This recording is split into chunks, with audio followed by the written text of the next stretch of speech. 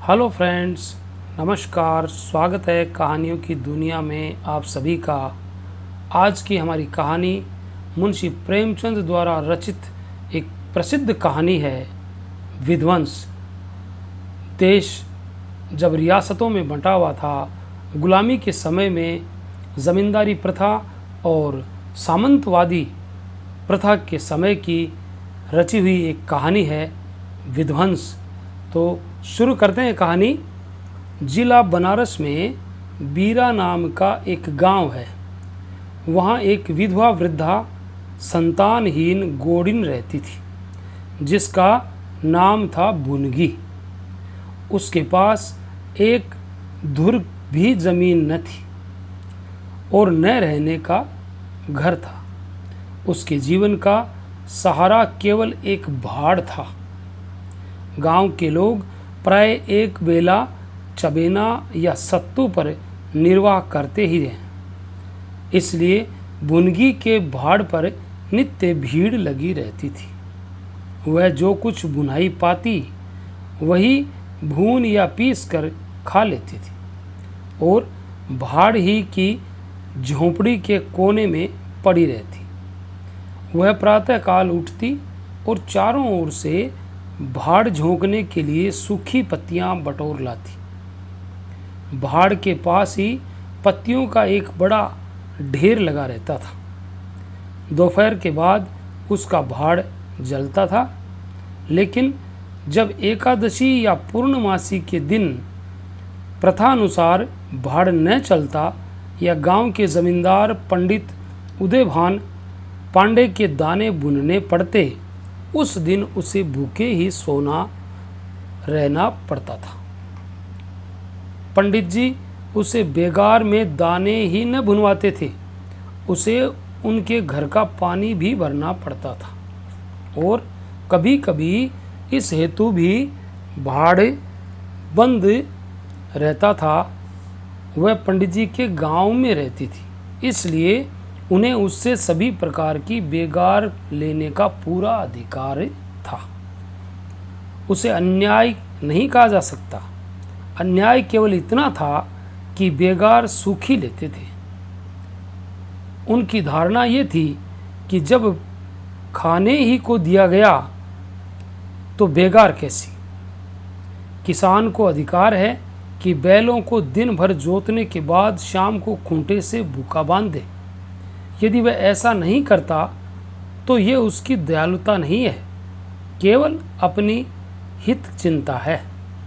पंडित जी को इसकी चिंता न थी, क्योंकि एक तो भुनगी को 2-1 दिन भूखी रहने से मर नहीं सकती थी, और यदि देवयोग से मर भी जाती तो उसकी जगह दूसरा गौड़ बड़ी आसानी से बसाया जा सकता था। पंडित जी की यही क्या कम कृपा थी कि वह भुनगी को अपने गांव में बसाए हुए थे। चैत का महीना था, संक्रांति का पर्व है। आज के दिन नए अन्न का सत्तू खाया और दाना दिया जाता है। घरों में आग नहीं जलती। भुनगी का भाड़ आज बड़े जोर पर था। उसके सामने एक मेला सा लगा हुआ था। सांस लेने का भी अवकाश न था। ग्राहकों की जल्दबाजी पर कभी कभी झुंझला पड़ती थी कि इतने में जमींदार साहब के यहाँ से 2 बड़े बड़े टोकरे अनाज से भरे हुए आ पहुँचे और हुक्म हुआ कि अभी भून दे। भुनगी दोनों टोकरे देखकर सहम उठी। अभी दोपहर था, पर सूर्यास्त के पहले इतना अनाज भूनना असंभव था। घड़ी 2 घड़ी और मिल जाते तो एक अठवारे के खाने भर को अनाज हाथ आ जाता। देव से इतना भी न देखा गया। इन यमदूतों को भेज दिया। अब पहर रात तक सेंत मेत में भाड़ में चलना पड़ेगा। एक नैराश्य भाव से दोनों टोकरे ले लिए। चपरासी ने डांट कर कहा, देर न लगे, नहीं तो तुम जानोगी। भुनगी, यहीं बैठे रहो, जब भुन जाए तो लेकर चले जाना। किसी दूसरे के दाने छूऊं तो हाथ काट लेना। चपरासी, बैठने की हमें छुट्टी नहीं है, लेकिन तीसरे पहर तक दाना भुन जाए। चपरासी तो ये ताकीद करके चलते बने और भुनगी अनाज भूनने लगी, लेकिन मन भर अनाज भूनना कोई हंसी तो थी नहीं। उस पर बीच बीच में भुनाई बंद करके भाड़ भी झोंकना पड़ता था। इसलिए तीसरा पहर हो गया और आधा काम भी न हुआ। उसे भय हुआ कि जमींदार के आदमी आते ही होंगे और आते ही गालियां देंगे, मारेंगे। उसने और वेग से हाथ चलाना शुरू किया। रास्ते की ओर ताकती और बालू नांद में छोड़ती जा रही थी, यहाँ तक कि बालू ठंडी हो गई, सेवड़े निकलने लगे। उसकी समझ में न आ रहा था क्या करे। न भूनते बनता था, न छोड़ते बनता था। सोचने लगी, कैसी विपत्ति है। पंडित जी कौन मेरी रोटियां चला देते हैं, कौन मेरे आंसू पोंछ देते हैं। अपना रक्त जलाती हूँ तब कहीं दाना मिलता है, लेकिन जब देखो खोपड़ी पर सवार रहते हैं। इसलिए न कि उनकी 4 अंगुल धरती से मेरा निस्तार हो रहा है। क्या इतनी सी ज़मीन का इतना मोल है? ऐसे कितने ही टुकड़े गांव में बेकाम पड़े हैं, कितनी बकरियां उजाड़ पड़ी हैं, वहाँ तो केसर नहीं उपजती। फिर मुझी पर क्यों यहाँ आठों पैर धौंस रहती है? कोई बात हुई और ये धमकी मिली कि भाड़ खोद कर फेंक दूंगा, उजाड़ दूंगा। मेरे सिर पर भी कोई होता तो क्या बौछारें सहनी पड़ती? वह इन्हीं कुत्सित विचारों से मैं पड़ी हुई थी कि दोनों चपरासियों ने आकर कर्कश स्वर में कहा, क्यों री, दाने भुन गए? भुनगी ने निडर होकर कहा, भुन तो रही हूँ, देखते नहीं हो? चपरासी, सारा दिन बीत गया और तुमसे इतना सा अनाज न भुना गया।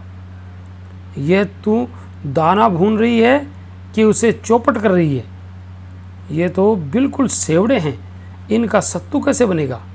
हमारा सत्यानाश कर दिया। देख तो आज महाराज तेरी क्या गति करते हैं। परिणाम ये हुआ कि उसी रात को भाड़ खोद डाला गया और अभागिनी विधवा निरावलंब हो गई। भुनगी को अब रोटियों का कोई सहारा न रहा। गांव वालों को भी भाड़ के विध्वंस हो जाने से बहुत कष्ट होने लगा। कितने ही घरों में दोपहर को दाना ही न मयस्सर होता। लोगों ने जाकर पंडित जी से कहा कि बुढ़िया को भाड़ जलाने की आज्ञा दे दीजिए, लेकिन पंडित जी ने कुछ ध्यान न दिया। वह अपना रोब न घटा सकते थे। बुढ़िया ने से उसके कुछ शुभ चिंतकों ने अनुरोध किया कि जाकर किसी दूसरे गांव में क्यों नहीं बस जाती, लेकिन उसका हृदय इस प्रस्ताव को स्वीकार न करता। इस गांव में उसने अपने अदिन के 50 वर्ष काटे थे। यहाँ के एक एक पेड़ पत्ते से उसे प्रेम हो गया था। जीवन के सुख दुख इसी गांव में भोगे थे। अब अंतिम समय वह ऐसे इसे कैसे त्याग दे, ये कल्पना ही उसे संकट में जान पड़ती थी। दूसरे गांव के सुख से यहाँ का दुख भी प्यारा था। इस प्रकार एक पूरा महीना गुजर गया। प्रातः काल था। पंडित उदयभान अपने 2-3 चपरासियों को लेकर लगान वसूल करने जा रहे थे। कारिंदों पर उन्हें विश्वास न था। नजराने में, डांड बांध में, रसूम में वह किसी अन्य व्यक्ति को शरीक न करते थे। बुढ़िया के भाड़ की ओर ताका तो बदन में आग सी लग गई। उसका पुनरुद्धार हो रहा था। बुढ़िया बड़े वेग से उस पर मिट्टी के लौंदे रख रही थी। कदाचित उसने कुछ रात पहले ही काम में हाथ लगा दिया था और सूर्योदय से पहले ही उसे समाप्त कर देना चाहती थी। उसे लेश मात्र भी शंका न थी कि मैं जमींदार के विरुद्ध कोई काम कर रही हूँ। क्रोध इतना चिरंजीवी हो सकता है, इसका समाधान भी उसके मन में न था। एक प्रतिभाशाली पुरुष किसी दीन अबला से इतना किनार रख सकता है? उसे उसका ध्यान भी न था। वह स्वभावतः मानव चरित्र को इससे कहीं ऊंचा समझती थी। लेकिन हाँ हतभागिनी, तूने धूप में ही बाल सफ़ेद किए। सहसा उदयभान ने गरज कर कहा, किसके हुक्म से? भुनगी ने हकबका कर देखा तो सामने जमींदार महोदय खड़े हैं। उदयभान ने फिर पूछा, किसके हुक्म से बना रही है? भुनगी डरते हुए बोली, सब लोग कहने लगे बना लो तो बना रही हूँ। उदयभान, मैं अभी इसे फिर खुदवा डालूंगा। यह कह उन्होंने भाड़ में एक ठोकर मारी। गीली मिट्टी सब कुछ लिए दिए बैठ गई। दूसरी ठोकर नांद पर चलाई, लेकिन बुढ़िया सामने आ गई और ठोकर उसकी कमर पर पड़ी। अब उसे क्रोध आया। कमर सहलाते हुए बोली, महाराज, तुम्हें आदमी का डर नहीं है तो भगवान का डर तो होना चाहिए। मुझे इस तरह उजाड़ कर क्या पाओगे? क्या इस 4 अंगुल धरती में सोना निकल आएगा? मैं तुम्हारे ही भले की कहती हूँ, दीन की हाय मत लो, मेरा रोआ दुखी मत करो। उदयभान, अब तो यहाँ फिर भाड़ न बनाएगी। भुनगी, भाड़ न बनाऊंगी तो खाऊंगी क्या?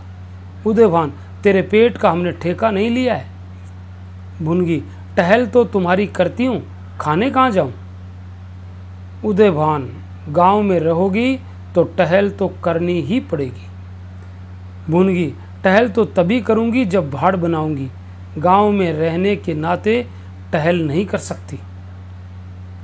उदयभान, तो छोड़कर निकल जा। भुनगी, क्यों छोड़कर निकल जाऊं? 12 साल खेत जोतने से आसामी काश्तकार हो जाता है। मैं तो इस झोंपड़े में बूढ़ी हो गई। मेरे सास ससुर और उनके बाप दादे इसी झोंपड़े में रहे। अब इसे यमराज को छोड़कर और कोई मुझसे नहीं ले सकता। उदयभान, अच्छा तो अब कानून भी बघारने लगी है। हाथ पैर पकड़ती तो चाहे मैं रहने भी देता, लेकिन अब तुझे निकाल कर तभी दम लूंगा। चपड़ासियों से, अभी जाकर इसके पत्तियों के ढेर में आग लगा दो, देखें कैसे भाड़ बनता है। एक क्षण में हाहाकार मच गया। ज्वाला शिखर आकाश से बातें करने लगी। उसकी लपटें किसी उन्मत्त की भांति इधर उधर दौड़ने लगी। सारे गांव के लोग उस अग्नि पर्वत के चारों ओर जमा हो गए। भुनगी अपने भाड़ के पास उदासीन भाव से खड़ी ये लंका दहन देखती रही। अकस्मात वह वेग से आकर उसी अग्नि कुंड में कूद पड़ी। लोग चारों तरफ से दौड़े, लेकिन किसी की हिम्मत न पड़ी कि आग के मुंह में जाए। क्षण मात्र में उसका सूखा हुआ शरीर अग्नि में समाविष्ट हो गया। उसी दम पवन भी वेग से चलने लगी। ऊर्ध्वगामी लपटें पूर्व दिशा की ओर दौड़ने लगी। भाड़ के समीप ही किसानों की कई झोंपड़ियां भी थी। वे सब उन्मत्त ज्वालाओं का ग्रास बन गई। इस भांति प्रोत्साहित होकर लपटें और आगे बढ़ी। सामने पंडित उदयभान की बखार थी, उस पर झपटी। अब गांव में हलचल हुई। आग बुझाने की तैयारियां होने लगी, लेकिन पानी के छींटों ने आग पर तेल का काम किया। ज्वालाएं और भड़की और पंडित जी के विशाल भवन को दबोच बैठी। देखते देखते वह भवन उस नौका की भांति, जो मानो उन्मत्त तरंगों के बीच में झकोरे खा रही हो, अग्नि सागर में विलीन हो गया। वह क्रंदन ध्वनि जो उसके भस्मावशेष में प्रस्फुटित होने लगी, भुनगी के शोकमय विलाप से भी अधिक करुणाकारी थी। ये थी उस गरीब भुनगी की हाय, जिसमें पंडित का सारा भवन तहस नहस हो गया, विलीन हो गया, राख हो गया। तो ऐसी होती है किसी गरीब की हाय।